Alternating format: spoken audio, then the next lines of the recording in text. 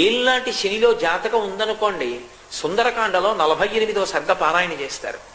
48వ సర్గ పారాయణ చేస్తే ఏళ్ళనాటి శని యొక్క ఉపద్రవం కూడా ఉపశమిస్తుంది.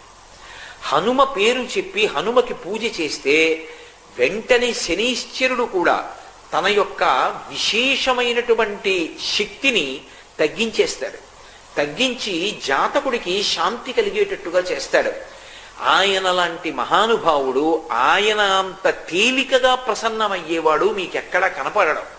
హనుమ విషయంలో మీకు ఎదురుగుండా ఒక మూర్తిని కూడా పెట్టి పూజ చెయ్యక్కర్లేదు.